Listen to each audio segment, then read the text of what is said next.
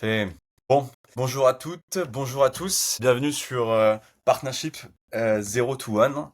Et je suis ravi de tous vous retrouver aujourd'hui. Aujourd'hui, on est avec Elisabeth de chez Molly, avec qui on va aborder ce sujet du coup qui intéresse quand même beaucoup de monde et euh, on a déjà traité ce sujet en décembre dernier avec Maxime Imbert, donc qui est l'Unbinded Finance. Pour rappel, je m'appelle Hippolyte, je suis cofondateur de PartnerShift et j'ai le plaisir d'accueillir, d'organiser ces épisodes et ces webinaires de Partnership Zero to One. Pour rappel, PartnerShift, donc c'est la communauté des experts et expertes en partenariat qui réunit plus de 1300 membres sur un magnifique Slack depuis 2 ans et demi. On a aussi notre média sur lequel on organise ce webinaire. Alexandre à le podcast écosystème. Martin s'occupe de la newsletter mensuelle. Et donc, Partnership Zero to One, c'est avant tout le rendez-vous bimensuel des membres enfin, c'est 2 jeudis du coup par mois. Et l'idée, c'est d'inviter des experts en partenariat pour comprendre quelles sont les meilleures méthodologies, les meilleures stratégies et avoir des retours d'expérience concrets et actionnables pour tous monter en compétences. Donc, comme ce que je disais, aujourd'hui, on se penche sur l'Unbinded Finance. Donc, le sujet, c'est le rôle clé des partenariats stratégiques. Donc, gros sujet du moment, comme je disais. Lors du dernier webinar, avec Maxime, nous avions compris notamment que Unbinded Finance est une des clés du développement de nombreuses entreprises euh, dans les années à venir, notamment pour créer de nouvelles sources de revenus, augmenter la rétention client et devenir indispensable à leur écosystème partenaire. Et donc les partnership managers sont la figure de proue de ce développement au sein des entreprises. Donc pour aborder ce sujet, rien de mieux que de l'aborder avec des experts, donc avec Molly, qui est un des plus gros acteurs fintech européens sur ce sujet. Et pour ça, j'ai le plaisir d'avoir Elisabeth Perrin, donc Technology Partnership Acquisition Manager chez Molly. Salut Elisabeth, merci d'avoir accepté de nous rejoindre aujourd'hui. Salut Hippolyte, bonjour à tous, bonjour à toutes. Je te fais une petite présentation du coup de moi, c'est ça? Ouais, exactement. Tu connais bien la musique. Est-ce que tu peux te Euh, présenter peut-être en 2 minutes avec un yes, focus bien sûr, partenariat et nous dire ce que tu fais, enfin, te parler un peu avec plus de ce plaisir. que tu fais chez Molly. Yes. Alors moi, je viens pas du partenariat, je viens plutôt j'ai toujours été sales. J'ai été sales dans pas mal d'industries différentes. À la base, j'ai commencé ma courte carrière, on va dire. Je travaillais dans la mode, donc dans le milieu du wholesale. Je travaillais avec pas mal de e-commerçants à l'époque. Et puis, une fois que le Covid est arrivé, j'ai dû réinventer ma vie. Et j'ai commencé à ce moment-là à travailler pour des marketplaces, toujours dans la mode. Donc, une marketplace qui s'appelle Minto, marketplace danoise, et pour Zalando, que je pense tout le monde connaît. Ensuite, après ces expériences en marketplace, je suis passée côté paiement. J'ai d'abord été sales pour une solution de BNPL américaine qui s'appelle Afterpay. Désormais, je travaille chez Molly, donc je suis, comme tu l'as très bien dit, Partnership Acquisition Manager. Concrètement, quel est mon travail?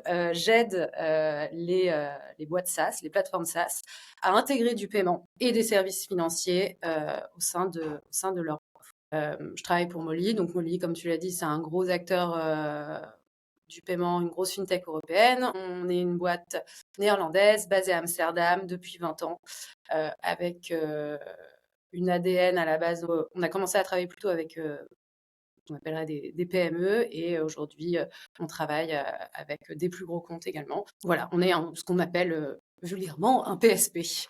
Voilà, et du coup, comme tu l'as très bien dit, je m'occupe des partenariats techniques avec les plateformes SaaS pour le marché français et aussi un petit peu sur l'Europe du Sud, voilà, sur l'Europe du Sud. Donc partenariat du coup SaaS, Europe, surtout Europe du Sud, c'est ça? France, Europe du Sud. Surtout France et un petit peu l'Europe du Sud. Tant qu'on n'a personne sur ces marchés-là, j'aide à les développer, tout simplement. Peut-être pour mettre un peu plus de contexte, Molly, du coup, c'est quoi vos produits et vos clients, enfin pas, ouais, vos produits et quelles sont les typologies de boîtes que vous visez? Alors, Molly, on est un prestataire de paiement, du coup, un PSP, comme beaucoup d'autres acteurs. On a différents produits. On a des produits qui vont être utilisés par des marchands e-commerce, par exemple. Donc ça, c'est ce qu'on appelle Molly Payment. Ça permet d'ajouter la brique de paiement sur son site e-commerce. On a Molly Connect. Ça, c'est vraiment le produit dont je m'occupe, qui est une intégration spécifique qui vient pour intégrer du paiement au sein des solutions SaaS.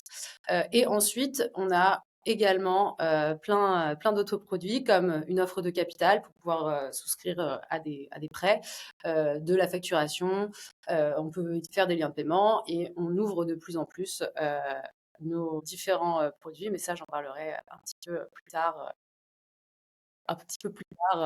pendant ce webinaire, je pense. Ok, bah vas-y. Bah, dans ce cas-là, commençons dès maintenant et on va pouvoir aborder du coup peut-être tous ces différents produits plus tard.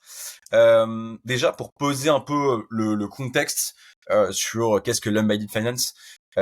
Commençons déjà par pourquoi l'Unbinded Finance est-il aujourd'hui une opportunité stratégique du coup pour les SaaS? Alors, je pense que pour répondre à cette question, déjà, c'est important de comprendre ce qu'est l'embedded finance, la finance intégrée, comme on pourrait dire en français. Même la Euh, finance embarquée comme ce qu'on avait. Embarquez, venez avec moi, on va faire de la finance, ça va être génial, montez dans mon van. Voilà, c'est un petit peu l'idée. Bon, on va rester sur embedded finance du coup, mais très concrètement, c'est l'intégration de services financiers au sein d'une offre SaaS. Je pense que ce qui est le plus parlant, c'est que je vous donne un exemple. Au quotidien, par exemple, je parle régulièrement avec des PMS. Qu'est-ce qu'un PMS? C'est un Property Software Management Tool, c'est-à-dire un logiciel de gestion hôtelière qu'utilisent les hôtels dans leur gestion quotidienne de leurs activités, les réservations, etc., etc. Quand je parle avec eux, je me rends compte que généralement, ils n'ont pas assez de contrôle sur leur flux de paiement. Et du coup, l'embedded finance, typiquement, ça va venir leur permettre d'intégrer ces flux et du coup d'avoir une meilleure gestion de ces flux au sein de leur logiciel SaaS. Si on y réfléchit un petit peu, on se dit quel type de flux de paiement peuvent être utiles à des hôteliers et qu'on peut avoir besoin d'intégrer du coup au sein d'une offre SaaS. Bah, ça peut être notamment le fait d'accepter des prépaiements, de traiter des remboursements de dépôt, d'avoir un large éventail de moyens de paiement, ce qui est hyper important quand on a des clients qui sont de nationalités différentes et qui sont habitués à avoir des moyens de paiement différents. Mais aussi de proposer des réservations en devises étrangères. Ça, c'est des flux de paiement qui sont hyper spécifiques à l'industrie hôtelière. Et du coup, c'est important de pouvoir proposer une solution où on peut justement proposer ces flux de paiement spécifiques et pas avoir quelque chose de standard. Du coup, avec l'Embedded Finance, on a la main sur ces transactions directement depuis le back-office du PMS, sans avoir à passer par une banque ou par un prestataire de services comme un PSP. Et sur toutes ces transactions, le PMS va venir se rémunérer. Donc là, je pense qu'on arrive à comprendre vraiment concrètement l'embedded finance. Qu'est-ce que ça permet? C'est une nouvelle source de revenus. En intégrant les services financiers au sein des plateformes SaaS, les plateformes SaaS peuvent multiplier leurs revenus par client de manière significative. Pourquoi? Si on reprend l'exemple du PMS, ou même tout logiciel SaaS, il va venir se rémunérer principalement sur les abonnements. Si on intègre les paiements au sein de l'offre SaaS, eh bien, le logiciel, en fait, va venir se rémunérer sur toutes les transactions qui sont réalisées. Donc, dans le cas du PMS, sur le prépaiement, sur le remboursement, sur les méthodes de paiement proposées, et peut-être même sur d'autres services financiers comme les assurances, les prêts, les cartes, etc.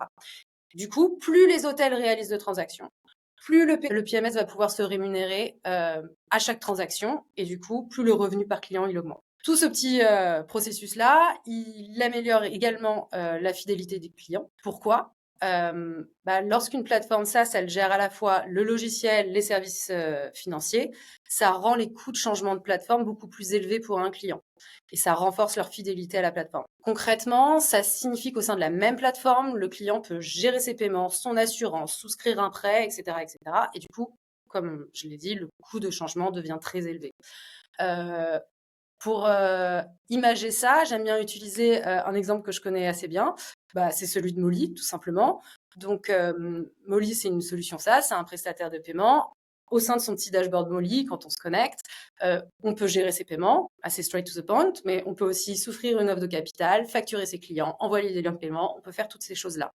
Normalement, pour un client, l'utilisation de Molly, elle est assez indispensable à son activité. Le client, il a probablement un usage quotidien de Molly et du coup, changer de PSP, ça représente un coût élevé de passer sur une autre plateforme. Du coup, nouvelle source de revenus, amélioration de la fidélité client et le dernier point, je pense, qui est très important avec l'embedded finance, c'est le renforcement de la compétitivité. Quand on intègre des services financiers comme les prêts, les cartes, les paiements, le SaaS devient un acteur incontournable dans l'écosystème de ses clients. On va venir faciliter la vie de ses clients puisqu'ils vont retrouver leurs opérations tout au même endroit et ça, c'est une réelle valeur ajoutée. C'est un vrai gain de temps pour le client, ça leur laisse plus de temps pour se consacrer à leurs produits, à leurs relations clients, à la formation de leurs équipes. À cela, il y a un autre point qui s'ajoute sur le côté compétitivité, c'est que en intégrant les paiements, on va réaliser, comme je le disais, à se rémunérer sur chaque transaction. Et du coup, on ne se rémunère plus également sur l'abonnement. Du coup, on met plus tous ses œufs dans le même panier qui serait le panier de l'abonnement. On a différentes sources de revenus et du coup, ça permet de mettre moins de pression, entre guillemets, sur l'abonnement et d'avoir des coûts d'abonnement moins élevés que si on se rémunérait uniquement sur l'abonnement. Du coup, je pense que là, on commence à comprendre comment est-ce que c'est un vrai levier de croissance pour des plateformes SaaS. Il y a beaucoup de plateformes qui le font aujourd'hui, surtout des très grosses. On peut notamment penser à des leaders du SaaS comme Shopify. Aujourd'hui, ils génèrent 70% de leur chiffre d'affaires grâce au paiement. Mais c'est pas une opportunité qui est uniquement réservée aux géants de la tech. Aujourd'hui, il n'y a pas besoin d'être une énorme structure avec une énorme équipe tech et légale pour tirer profit de l'embedded finance. Avec Molly, on a fait un rapport de consulting et on s'est rendu compte qu'il y a 53% des PME européennes qui sont intéressées par ce que l'embedded finance a à offrir. Et pourtant, il y a seulement 7% de ces entreprises qui ont reçu une offre d'un PSP. Donc là, on voit qu'il y a un vrai marché, une vraie opportunité à saisir pour des PME et à partir du moment où on est accompagné avec le bon partenaire comme Molly par exemple. Ok, super clair. Merci pour cette explication très claire du coup de l'embedded finance. Ce que je rajouterais peut-être un point là-dedans, c'est que alors c'est quelque chose où moi je l'ai vu en ayant travaillé chez Hero, qui est aussi un acteur du coup fintech. Je trouve, enfin, en fait, effectivement, t'as donné du coup pas mal d'avantages sur des nouvelles sources de revenus, mais je trouve qu'il y a aussi un point clé, c'est que tu délègues aussi la partie compliance, c'est que percevoir du coup des revenus par le biais de l'embedded finance, c'est assez clé. Ça te permet de pouvoir générer pas mal de revenus. Effectivement, tu l'as dit aussi, créer du coup la fidélisation avec tes clients. Mais je pense que le point clé avec des acteurs comme Molly, c'est pouvoir en fait faire bénéficier de ces services à tes clients slash tes partenaires et surtout de déléguer toute la partie legal compliance puisque normalement pour faire bénéficier ce type de services, il faut avoir des accréditations, notamment de je me souviens plus exactement, mais il y a à la fois l'ORIA si tu veux quelque chose assez simple, ou alors ou alors avoir une accréditation ACPR. Ça c'est des années du coup pour pouvoir passer ça. Enfin pour pouvoir obtenir ces accréditations et délivrer ce genre de service. Là du coup c'est vraiment quelque chose de clé avec vous, de pouvoir à la fois avoir le côté positif de proposer ces services à ses clients, mais en même temps de ne pas avoir du coup tous les sujets compliance à avoir. Exactement. C'est clair que quand on veut se lancer lorsqu'on veut intégrer des services financiers, il y a certains défis auxquels les plateformes SaaS se confrontent. Et ce qui est important pour savoir comment aborder ces défis, à mon sens, c'est de faire un petit peu son petit audit interne, son petit état des lieux et de savoir où est-ce qu'on se situe par rapport à ces défis-là en interne et par rapport à ses propres capacités. Les défis auxquels sont généralement confrontés les boîtes SaaS par rapport à ce sujet-là, il y en a un petit peu trois. Il y a la complexité réglementaire, c'est un petit peu ce que tu viens de dire, la gestion des risques et effectivement savoir si on a les compétences en interne ou pas. Au niveau de la complexité réglementaire, les exigences légales et la conformité, par exemple pour le KYC ou tout ce qui est relatif à la lutte contre le blanchiment d'argent, c'est des choses qui peuvent être très complexes à gérer. Et c'est également des données qui sont souvent collectées à l'onboarding du client. Et ce processus-là, il faut être très clair de savoir si c'est le SaaS ou si c'est le PSP qui s'en occupe. Donc, c'est important de faire son petit audit par rapport à ce niveau-là. La gestion des risques. Il est important de savoir quel est le niveau de risque qu'on est capable d'assumer. Parce qu'à partir du moment où on intègre les flux financiers, on prend le risque d'assumer certains risques. Qu'est-ce que ça peut être concrètement un risque? Ça peut être l'insolvabilité d'un marchand. C'est-à-dire lorsqu'un client ne peut pas honorer ses engagements financiers. Ou alors un risque de solde négatif qui peut arriver lorsqu'il y a une situation de rétrofacturation, de fraude ou de découvert. Et potentiellement, comme je le disais, c'est la plateforme SaaS qui se retrouve responsable de ces pertes-là.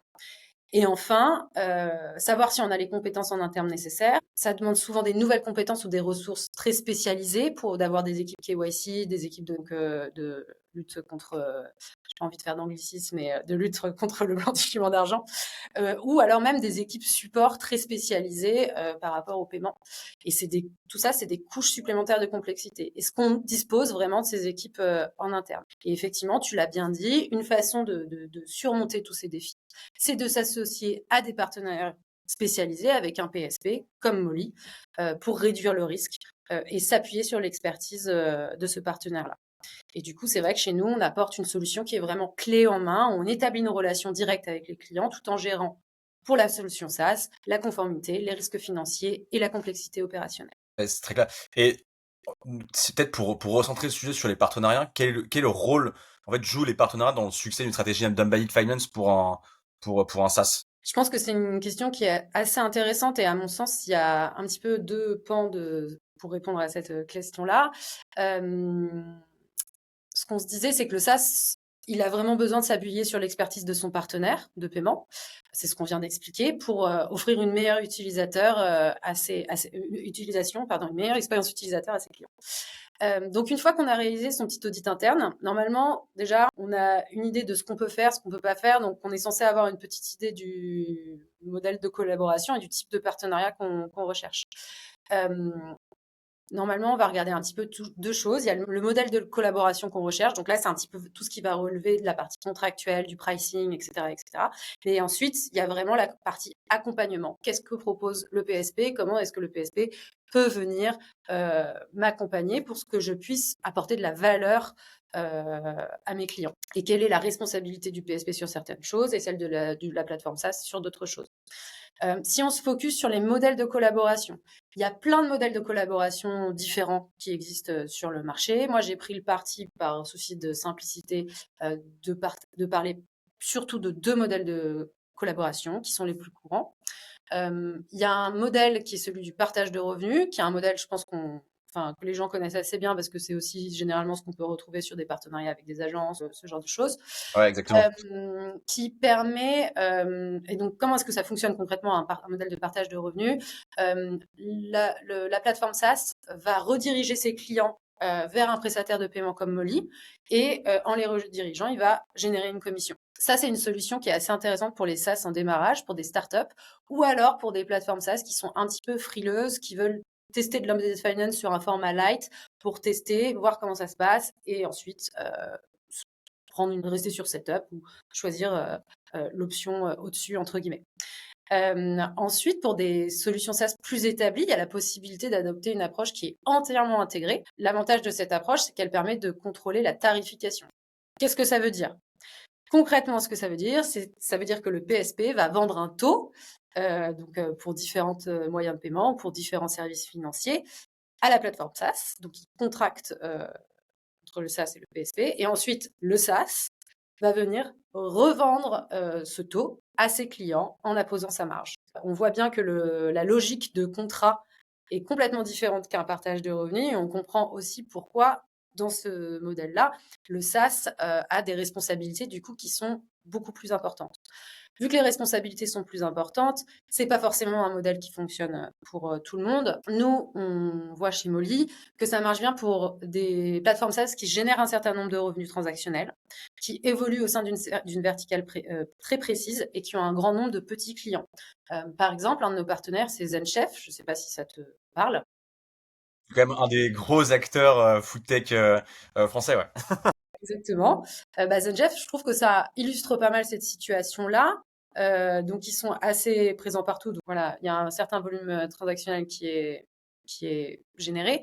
Ils évoluent au sein d'une verticale bien précise, qui est celui de la restauration, et ils ont un grand nombre de petits clients. Un restaurateur, on n'est pas sur, ça peut être on peut avoir des gros restaurateurs ou peut-être des chaînes, mais c'est des PME, c'est pas des grands groupes ou voilà. Donc ça c'est vraiment pour la partie modèle de collaboration. Ensuite, l'autre partie, c'est regarder ce que propose le PSP en termes d'accompagnement. Il est hyper important de se renseigner sur ce que proposent les différents PSP. Chacun a ses petites USP. Du coup, c'est aussi important de dézoomer, on va dire, d'une conversation un petit peu pricing, contrat, etc. et vraiment voir comment est-ce que le PSP apporte de la valeur. Et du coup, se poser encore une fois certaines questions. Est-ce que le PSP partage une cible similaire à la mienne? Je travaille avec des PME. Est-ce que le PSP auquel je m'adresse sait parler à cette cible? Est-ce qu'ils ont des outils qui sont adaptés pour cette cible? Par exemple, chez Molly, on a 20 ans d'expérience avec les PME. Donc, on a développé des outils no-code facilement utilisables et actionnables pour cette cible-là. Quel type d'accompagnement propose le PSP? Est-ce qu'il y a un accompagnement marketing? Est-ce qu'il y a du budget de co-marketing qui est prévu? Est-ce que, au bout d'un moment, si on a sa propre solution de paiement en tant que plateforme SaaS, il va falloir la revendre. Qui va la revendre? Ce sont les équipes sales. Est-ce que le PSP peut m'accompagner dans le training de mes équipes sales? Parce qu'à la base, les équipes sales sont faites pour vendre le logiciel SaaS, ne sont pas forcément faites pour vendre du paiement. C'est quand même un métier assez spécifique. Ouais, bien sûr. Est-ce que l'écosystème du PSP s'intègre bien avec le nôtre? Et aussi, est-ce que l'offre du PSP match la stratégie un petit peu qu'on a en tête? Ça peut être par rapport aux moyens de paiement proposés, par rapport à la présence géographique, par rapport au support, etc. etc. Par exemple, chez Molly, on est un acteur européen, on est basé à Amsterdam. Nos services en tant que tels peuvent être utilisés par des utilisateurs aux États-Unis, par exemple, mais contractés avec des sociétés européennes. Pour l'instant, on ne travaille qu'avec des sociétés qui sont placées dans l'espace économique européen. Pas forcément zone euro, mais espace économique européen. Du coup, si on est une plateforme SaaS qui a tous ses clients aux États-Unis, on n'est peut-être pas le meilleur partenaire. Ouais, donc c'est important de bien comprendre en fait comme Qui on a en face de nous? comme tout partenariat en fait, il faut bien comprendre finalement qui est du coup le bénéficiaire final. Donc de comprendre ce trick party de en fait vous avez vos partenaires et le client final et il faut arriver à matcher vraiment toutes les expectations sur chacun de ces éléments pour arriver à vraiment créer de la valeur, pour apporter de la valeur à la fois à ton partenaire du coup qui va utiliser la solution par exemple de Molly Connect et en même temps aussi de la valeur du coup au client tout en respectant du coup les différents critères, comme tu le disais. Si le bénéficiaire final doit être une boîte européenne, c'est important du coup d'avoir cette information du coup pour les partenaires avec qui vous allez accompagner. Et peut-être pour comprendre donc par exemple comment l'Unbundled Finance peut-être transformer un SaaS en un écosystème indispensable pour ses utilisateurs. Ouais, c'est un point qu'on a un petit peu touché en introduction. Ce que ça va venir faire concrètement, c'est que ça va créer, la plateforme SaaS va devenir une solution tout en un pour l'ensemble des services business et financiers de ses clients. Donc, en ajoutant des services financiers comme les paiements, les prêts, les assurances, le SaaS devient une solution vraiment tout en un pour ses clients. Plutôt que de multiplier différents fournisseurs, un fournisseur pour le paiement, un pour les prêts, un pour les assurances, etc., etc. Les utilisateurs, ils bénéficient d'une plateforme centralisée et simplifiée. Là, on peut reprendre encore une fois l'exemple de Molly. Dans son dashboard Molly, on a vraiment accès à tous ces services, les paiements, le capital, les liens de paiement, la facturation, l'analyse des données. Tout se retrouve au même endroit dans le dashboard Molly. Attends, et ça, du coup, peut-être pour comprendre, c'est quelque chose que vous faites comment donc est-ce que c'est de la marque blanche, de la marque grise ou par exemple moi je suis un partenaire, du coup j'ai envie de proposer du coup ces solutions et comment ça se passe? Est-ce que du coup moi mon entreprise c'est prenons PartnerShift. Est-ce que si je propose du coup à mes clients je sais que du coup que je suis pas à la typologie de boîte hein, mais admettons on veut mettre du coup des services financiers pour la communauté, voilà. Est-ce que du coup les services financiers sont au nom de PartnerShift ou est-ce que c'est au nom de Molly ou est-ce que du coup c'est Molly X PartnerShift? Alors, ça dépend un petit peu de ton modèle de collaboration, mais si on est sur un modèle qui est 100% intégré, ce sera vraiment en ton nom. On n'aime pas dire que nous, notre solution, elle est vraiment en marque blanche parce que tu as toujours écrit Powered by Molly quelque part. Ok. Mais nos solutions, elles sont complètement intégrées au back-office du SaaS. Ok, très clair. Je pense que j'imagine que le Powered by Molly permet aussi de pouvoir rassurer en fait le client final et se Exactement. dire bon si PartnerShift on lance du coup des produit financier, on n'a aucune légitimité et les gens pourraient se poser la question à se dire, ouais, mais en fait, ils n'ont pas de core banking system derrière, comment est-ce qu'ils pourraient proposer ce genre de choses? Donc là, effectivement, le fait d'afficher Molly, j'imagine que ça rassure, ça permet de pouvoir, effectivement, Exactement, poser c'est du coup toutes l'idée. ces et qu'est-ce que Molly Connect et comment du coup Molly Connect simplifie-t-il du coup l'intégration et la monétisation du coup des paiements du coup pour ces... Depuis le début, dans ce webinaire, j'expliquais un petit peu qu'intégrer les paiements, c'est un levier stratégique pour booster vos revenus sans alourdir vraiment les frais de la plateforme. Ça permet de diversifier son modèle économique, d'augmenter le revenu moyen par utilisateur. Et ça, c'est une vraie valeur ajoutée. Concrètement, Molly Connect, comment ça fonctionne? Donc, c'est une intégration différente de celle de nos marchands, qui est vraiment spécifique pour les plateformes SaaS. La plateforme SaaS va avoir accès à un dashboard Molly et au sein de ce dashboard Molly, il y a vraiment tous les différents produits qui sont disponibles et on a accès à la performance de ses clients et on peut gérer la monétisation de son partenariat. Comment est-ce qu'on simplifie tout ça? Parce que c'est quand même un petit peu complexe. On a une intégration qui est adaptée à votre maturité, donc ça revient un petit peu à ce dont on parlait avant. On propose différents modèles de collaboration en fonction de la maturité de la plateforme. L'allègement de la charge administrative. Nous, on prend en charge vraiment la conformité, le KYC, l'onboarding des utilisateurs, le support et la gestion du risque pour que les plateformes SaaS se concentrent sur leur cœur de métier. On propose des outils, comme je te le disais, qui sont des outils no-code hyper puissants et accessibles et un petit peu utilisables par monsieur et madame tout le monde. Où que ce soit les équipes produits, mais aussi les équipes commerciales peuvent se connecter et facilement modifier les marges, les frais, sans aucune ligne de code. Donc ça, c'est vraiment quelque chose de super puissant. On propose un accompagnement vraiment complet, tant au niveau du branding, du marketing, de la formation des équipes. L'idée, c'est pas uniquement de vous fournir une solution ou un pricing, c'est vraiment de vous aider à tirer le meilleur du partenariat. Et comme je te le disais, Molly, c'est une solution complète d'embedded finance, Molly Connect, puisqu'on peut proposer des prêts avec ce qu'on appelle Molly Capital, de la facturation, Molly Invoicing, des liens de paiement.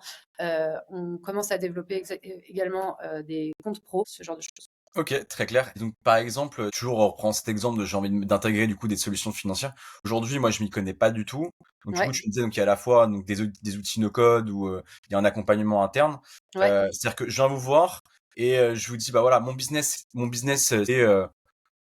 c'est une communauté. Je veux pouvoir proposer du paiement pour les partenariats, tu vois, par exemple. Est-ce que du coup, je me fais accompagner du coup par l'équipe en interne, je me fais conseiller avec une compréhension de business, mhm, ou est-ce que vous avez des partenaires comme des agences du coup qui viendraient potentiellement bah, intégrer du coup, enfin moi m'accompagner, me conseiller et me permettre d'intégrer du coup la solution si je suis vraiment pas comme monsieur et madame tout le monde et que j'y connais vraiment rien du tout et j'ai limite la flemme d'utiliser du no-code, est-ce que il y a un tiers du coup qui peut m'aider à intégrer du coup ces solutions? Alors, c'est vraiment nous qui allons t'accompagner. Ok. A priori, les outils sont tellement faciles que tu auras pas vraiment la flemme, d'utiliser les solutions. C'est vraiment l'avantage. C'est vraiment des outils qui sont très actionnables, hyper facilement actionnables, pour, enfin, même pour des gens qui ne savent pas. Vraiment, c'est actionnable pour des équipes commerciales, pour des gens qui sont, pour des entreprises seules. Voilà, le but, c'est vraiment que tu t'en sortes tout seul le plus facilement possible et on viendra t'expliquer comment les outils fonctionnent, ça c'est sûr. Ouais, très clair. Donc il y a vraiment une analyse du coup du business qui est faite avec une recommandation directement des produits en fonction de mon business Tout à et fait. en fonction de ma stack d'outils, opérations, etc. On va me Mmh. dire bah vaut mieux que tu prennes, je sais pas, Et du si coup de toute manière Molly Invoicing, Molly Connect, etc. Et pour les intégrer du coup ces blocs, ça va venir s'intégrer dans tel stack à tel moment, etc. Et on va te former du coup sur comment, enfin sur toute la gestion du back. exactement. Ok, super clair. Et donc, donc, ouais, d'une certaine manière, du coup, comment est-ce que Molly, du coup, Connect aide-t-il, tu vois, un jeune SaaS, par exemple, à générer, du coup, du revenu complémentaire? Pour les jeunes SaaS, c'est un petit peu ce qu'on se disait déjà, c'est vraiment le modèle de partage de revenus où le partenaire SaaS va nous recommander ses clients. Molly contracte en direct avec le client du partenaire SaaS et fixe la tarification. Donc c'est Molly qui reste propriétaire des transactions et le SaaS va toucher une commission. Là où notre outil est particulièrement intéressant, c'est que même si on reste propriétaire des transactions dans ce modèle-là, Molly donne la possibilité au SaaS de facturer ce qu'on appelle des frais d'application. Qu'est-ce que c'est qu'un frais d'application? C'est que le SaaS peut facturer un frais sur les paiements réalisés, même s'il n'en est pas propriétaire. Donc ça vient quand même compléter les abonnements traditionnels.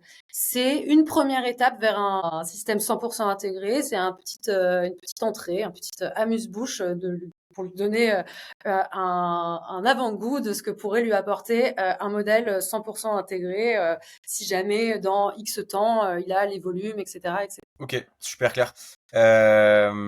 Et pourquoi un SaaS mature choisirait-il de devenir lui propriétaire Des des flux. transactions avec Polyconnect? Oui, bien sûr. Bah, de passer par exemple d'un système de partage de revenus à un setup 100% intégré. L'intérêt, c'est ce qu'on se disait un peu précédemment, c'est que le SaaS va fixer la tarification de ses services de paiement ou de ses services financiers auprès de ses clients. Là, Molly n'intervient plus. Molly contracte avec le SaaS, qui ensuite contracte avec ses clients avec son tarif. Et pourquoi est-ce qu'on choisirait de faire ça? Donc, on l'a dit déjà plusieurs fois, la diversification des revenus pour ne plus reposer uniquement sur les abonnements. Ça devient un modèle qui est transactionnel. Plus les clients utilisent la plateforme, plus les transactions augmentent, plus les revenus augmentent, du SaaS augmente. Et le dernier point, c'est que ça améliore la valorisation de l'entreprise. Les revenus qui sont issus de services financiers intégrés, les paiements, les autres services, etc., ils sont hautement valorisés par les investisseurs. Et du coup, ça rend le business modèle plus robuste, plus prévisible et plus attractif. Ok. Très clair. Et vous, en quoi vous démarquez du coup sur ces sujets de d'Unbuddy Finance?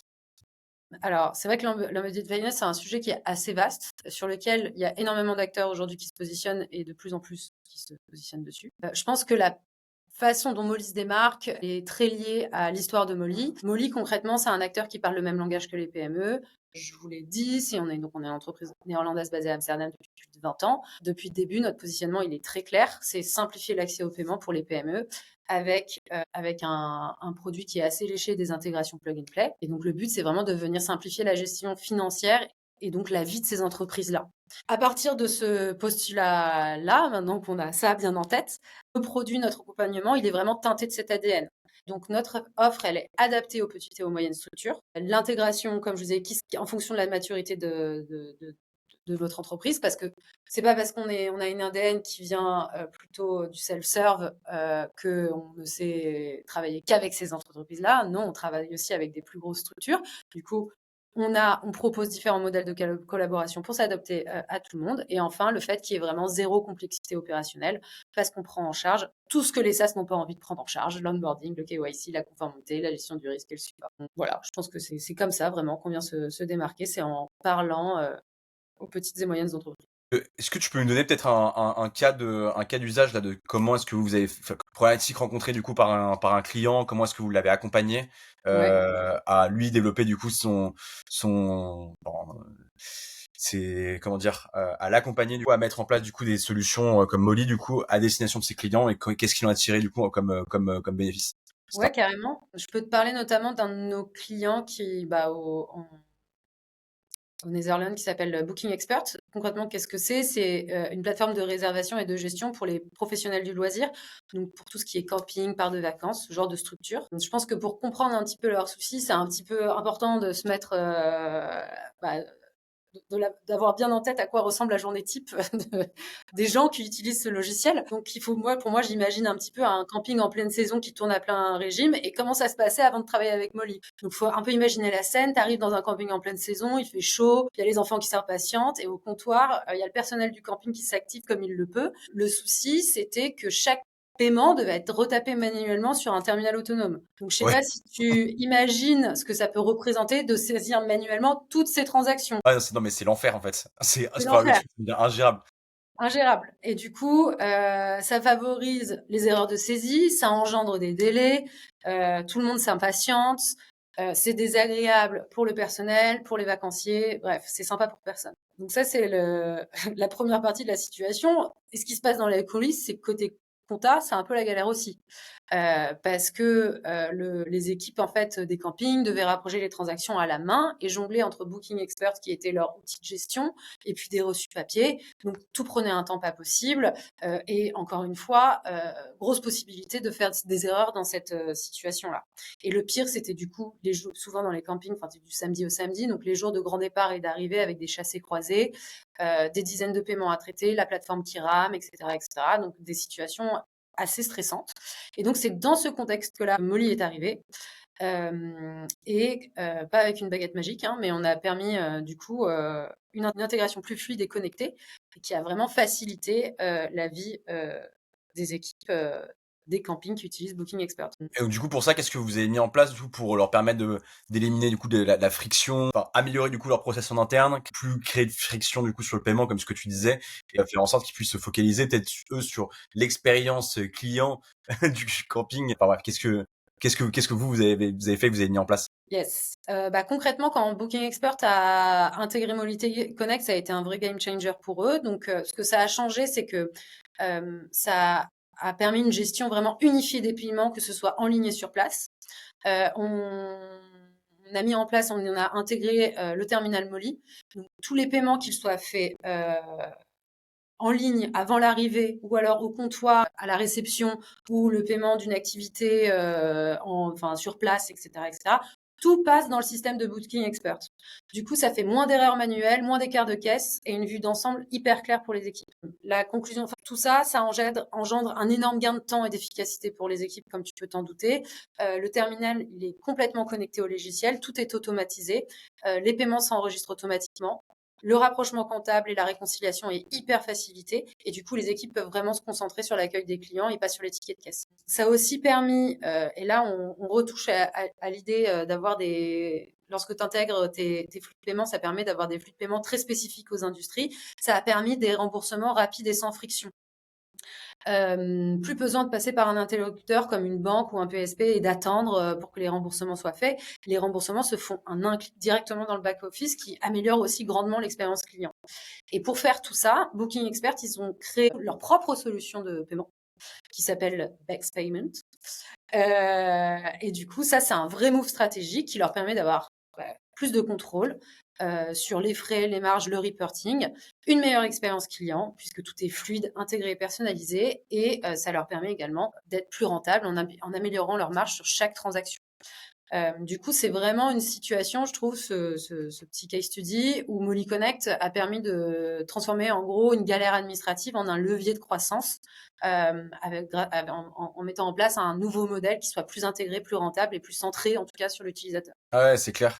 Et, je m'arrête juste 2 minutes pour rappeler à tout le monde que si vous avez des questions sur les sujets de la Byte Finance ou même comment mettre ça en place, donc si vous êtes partnership manager, si vous êtes CEO, n'hésitez pas à nous poser des questions du coup dans le chat et on y répondra juste après.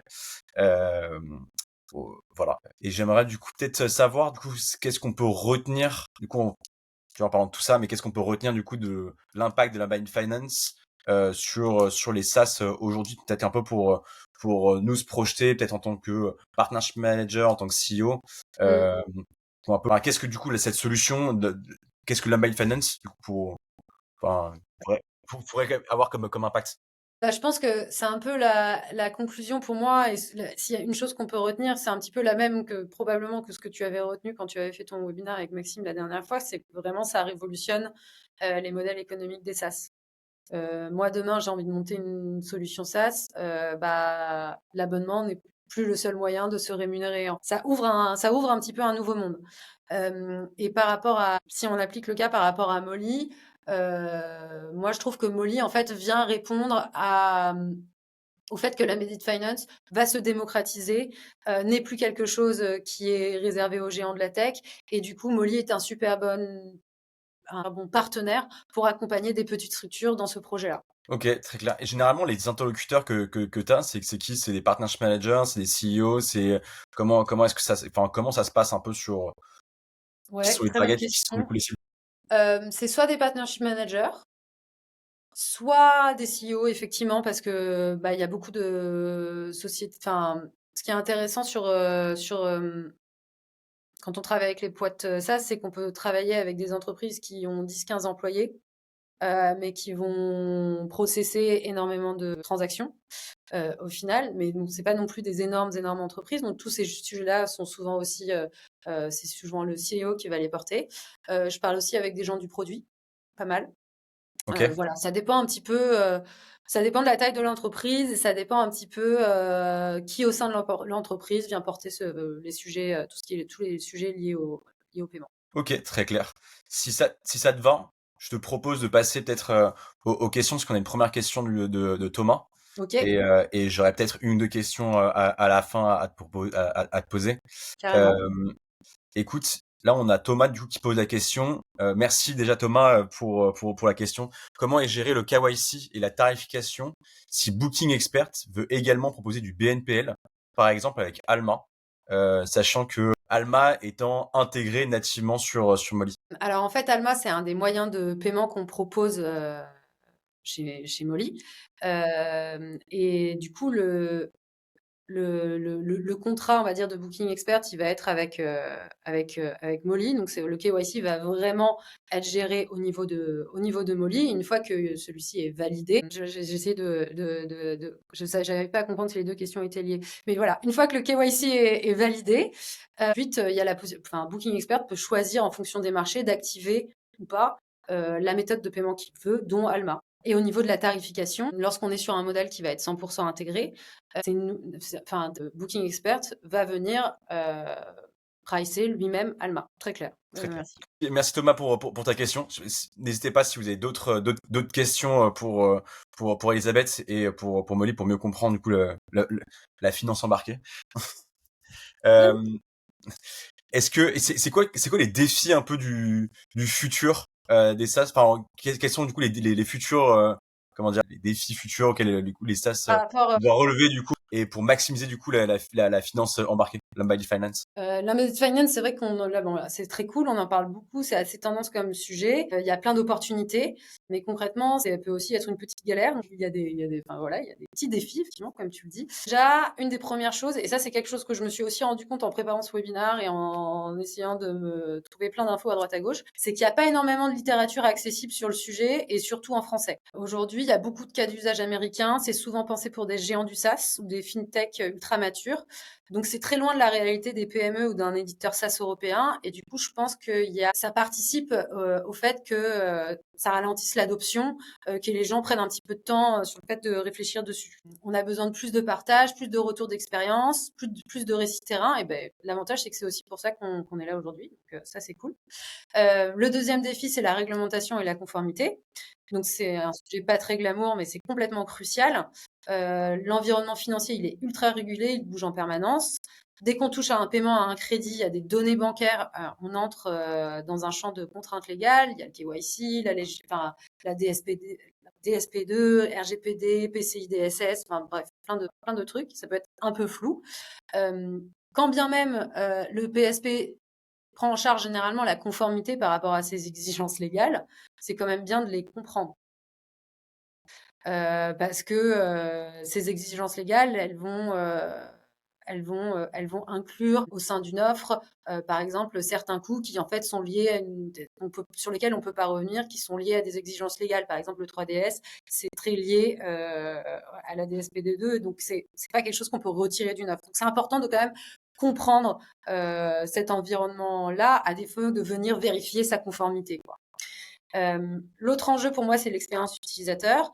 Intégrer un paiement dans une interface, c'est pas juste coller un bouton payer maintenant. Il faut que ce soit vraiment invisible, fluide, cohérent avec l'usage que les clients ils ont de la plateforme. Et sinon, on casse le parcours client et potentiellement on perd un client. Ensuite, sur le plan de la monétisation, oui, c'est génial. Surmonétiser, bah, c'est pas génial. Il faut trouver le juste prix, celui qui crée de la valeur pour les utilisateurs sans vraiment diluer l'expérience.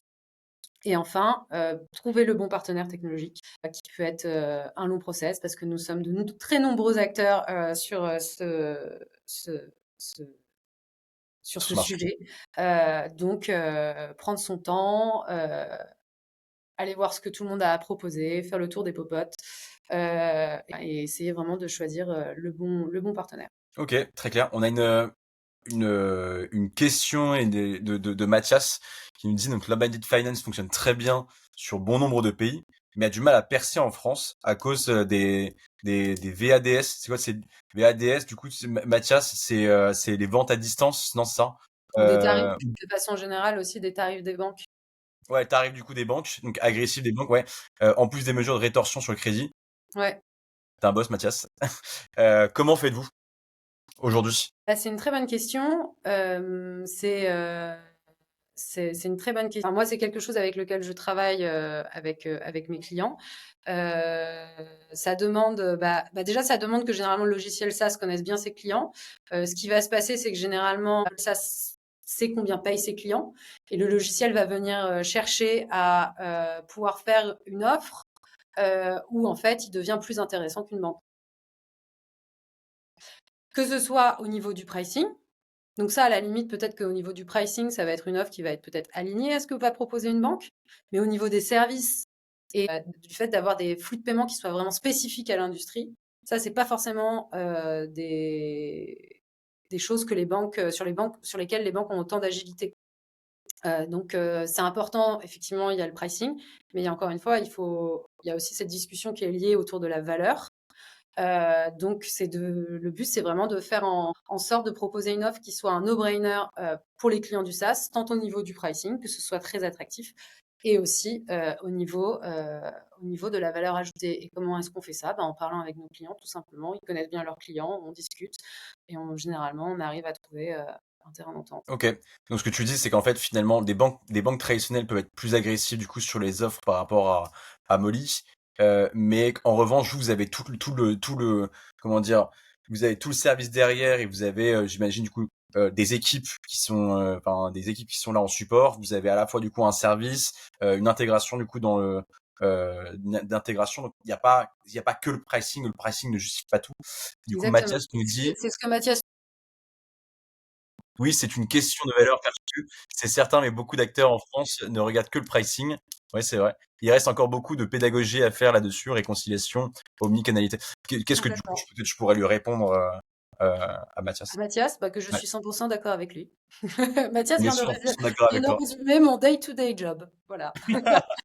Merci Mathias. Parce que, en fait, toi, ton job au day-to-day, c'est d'arriver à éduquer du coup le marché, c'est ça, continuellement pour essayer de faire comprendre qu'il n'y a pas que le pricing derrière. Exactement. Mais je pense que aussi les solutions SaaS le comprennent. Moi, les gens viennent me voir en me disant aujourd'hui, mes clients sont en direct avec leur banque à ce taux-là. Moi, je pense qu'il y a une opportunité de pouvoir récupérer toute une partie de ces flux-là.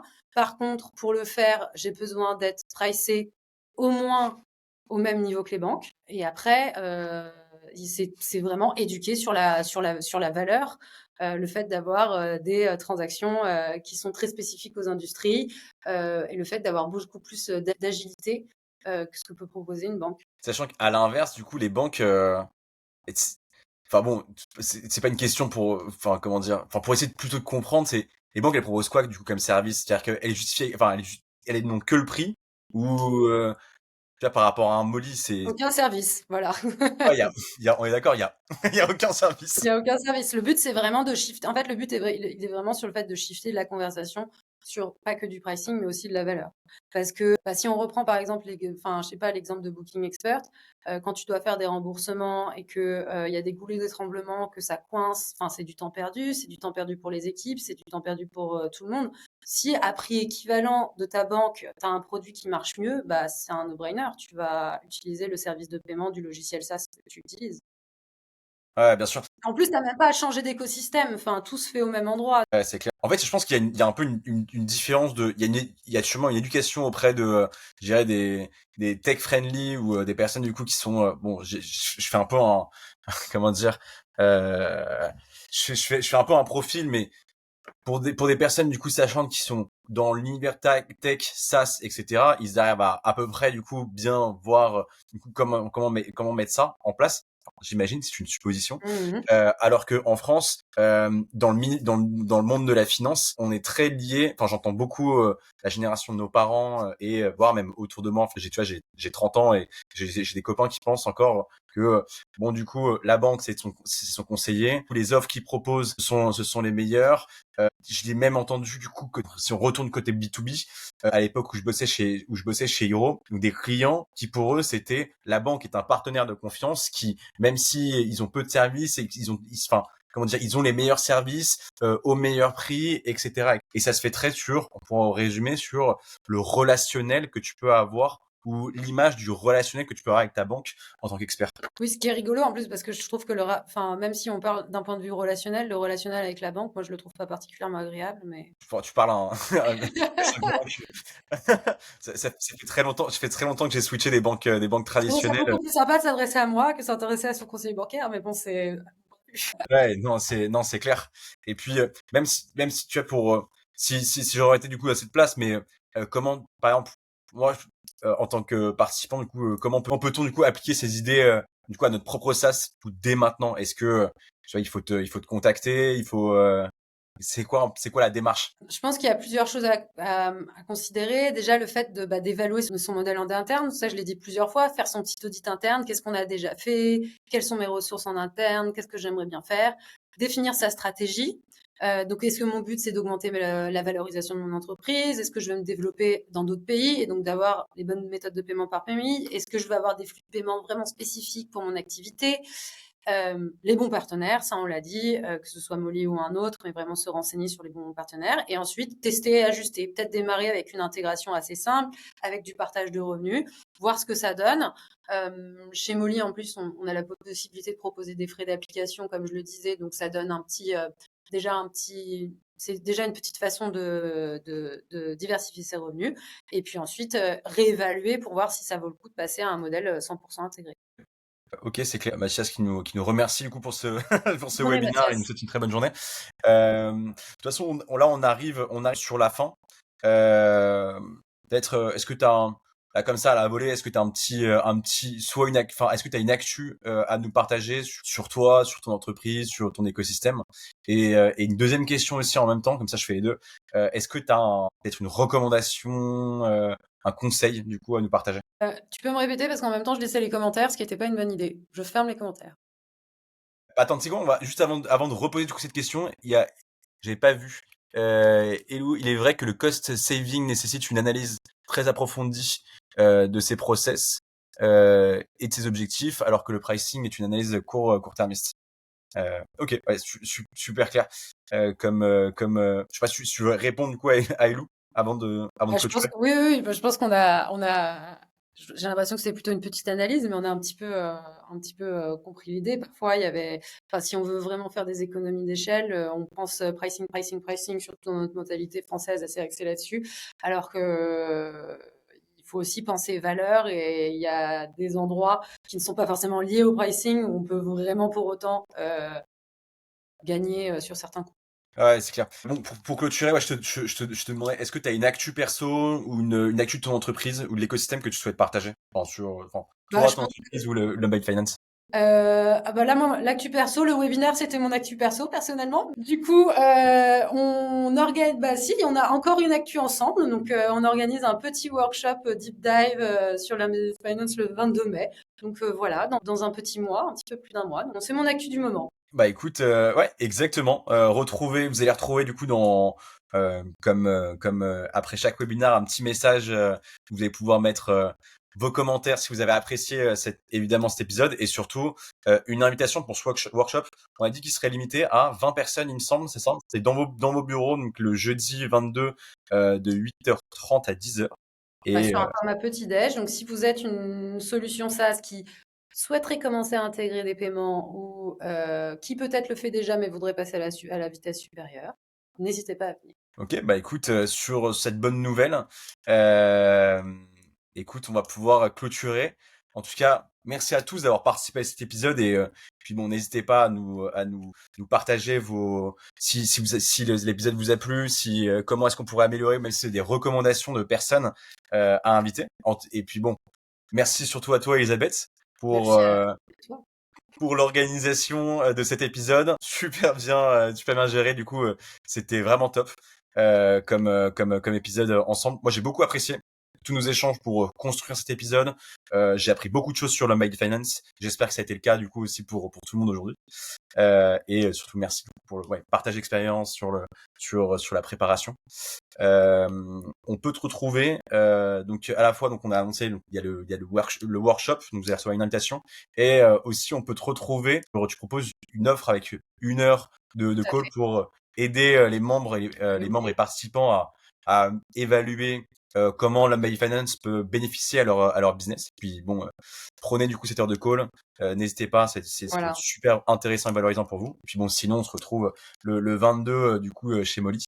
N'hésitez pas à réserver, vous allez recevoir un petit lien pour réserver une heure de call si vous voulez qu'on en discute un petit peu plus approfondi à votre situation. N'hésitez pas à réserver cette heure de call. Ça peut aussi être un café. Voilà, on s'adapte. Pas En de tout problème. cas, t'es très disponible. Voilà. Et puis nous, on se retrouve lors du prochain épisode le 23 avril, où nous parlerons comment lancer une stratégie go-to-market 100% partenariat à Day One avec Mathieu Gavani de chez De Facto. Et puis sur ce, je vous souhaite une excellente journée à tous, excellente journée à toi aussi, Elisabeth. Et puis Merci. à très bientôt. Merci. Bonne journée. Bonne Bye. journée, ciao.